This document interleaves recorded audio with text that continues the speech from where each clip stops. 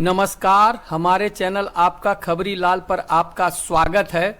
जिस तरह से टाइगर जयराम महतो पर बोकारो में हमला हुआ, गाड़ी तोड़ी गई, धक्का मुक्की की गई, ये साबित करता है कि झारखंड में जो हेमंत सोरेन की सरकार है वह गुंडे बदमाशों की सरकार है। क्या झारखंड में लोकतंत्र का गला घोटा जा चुका है? क्या झारखंड में किसी को स्वतंत्रता पूर्वक कहीं आने जाने का अधिकार नहीं है? क्या बोकारो श्वेता सिंह की बपौती संपत्ति है जहां किसी का घुसना मना है? बोकारो में जो घटना हुई वह घटना झारखंड की राजनीति में एक काला धब्बा है।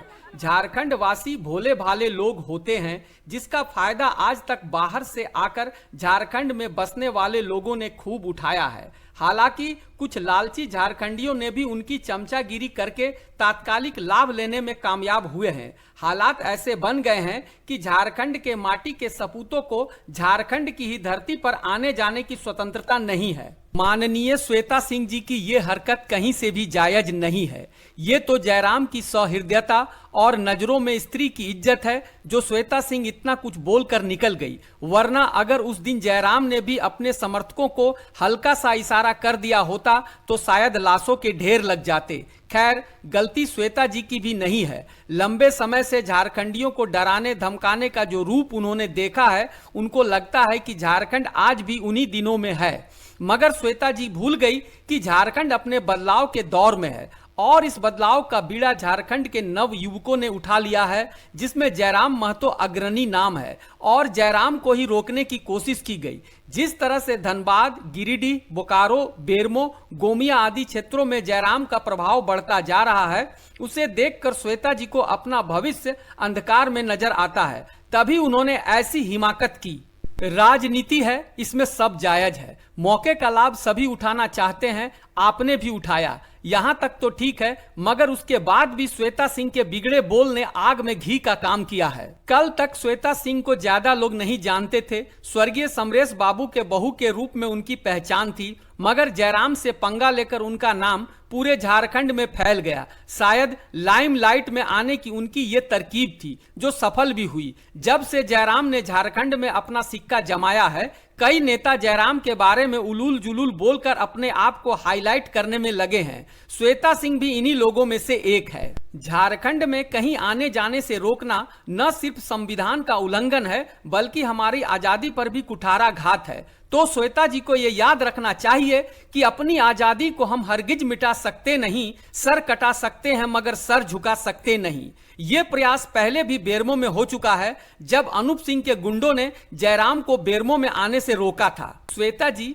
आपने सेल बीएसएल को बंद करवाने की धमकी दी, मगर ये क्यों भूल गई कि इसी सेल और बीएसएल से आपके खानदान की रोजी रोटी चलती है।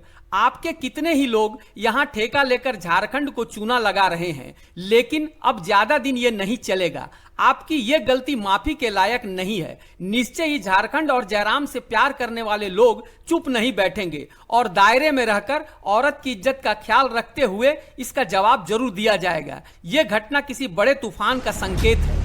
आपने अप्रत्यक्ष रूप से जयराम को कहा कि कोई नौटंकीबाज इस तरह की चोंचलेबाजी करेगा तो बांध कर मारेंगे। मारिए, हम झारखंडी तो मार खाने के लिए ही बने हैं। मगर क्या इस तरह का शब्द इस्तेमाल करके आपने अपने पद की गरिमा का जरा भी ख्याल रखा? जयराम खुद एग्रेशन रखने वाले गर्म खून वाले नवयुवक हैं, मगर विधायक बनने के बाद जयराम ने पद की गरिमा को देखते हुए अपने क्रोध को नियंत्रित किया हुआ है। माना कि जयराम आपके विरोधी हैं, मगर विरोधियों से भी अच्छी बातें ग्रहण की जा सकती है। जयराम से भी कुछ सीख लीजिए। फिलहाल श्वेता सिंह को गिरफ्तार कर लिया गया है। ये गिरफ्तारी बोकारो में अंदर ही अंदर जल रही ज्वालामुखी को दबाने का प्रयास है, ताकि जयराम का अपमान करने के बाद ज्वालामुखी फूटने के भय से पूरे प्रशासन में हड़कंप मचा हुआ था। हालांकि ये गिरफ्तारी धरने को हटाने के नाम पर हुई है। ये मामला इतनी जल्दी भी शांत नहीं होने वाला। आप भी अपनी राय जरूर दें कि क्या झारखंड वासियों को अपने भाई बंधु के दुख में शामिल होने का अधिकार नहीं है?